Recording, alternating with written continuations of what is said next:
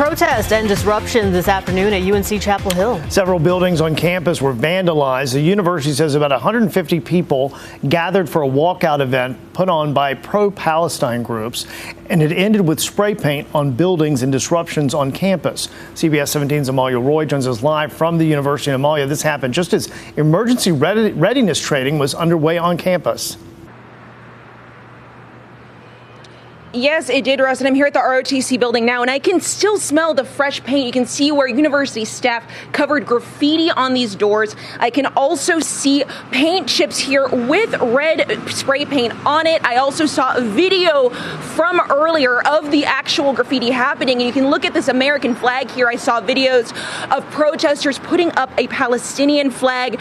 The groups behind the protests earlier today are for Students for Justice in Palestine. They told me at least the earlier protests from this afternoon.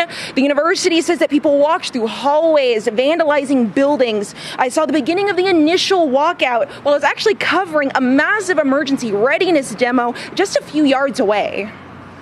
The crowd watches as flames eat up this mock dorm room.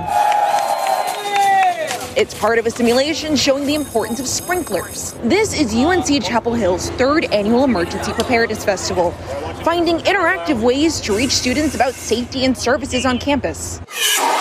To help raise that awareness of them so people know where to go for that information, so they can be prepared, on a nice, blue sky day before the emergency is going to occur. Students learned CPR techniques and how to use a fire extinguisher. In case, God forbid, something does happen, now I do know how to use one.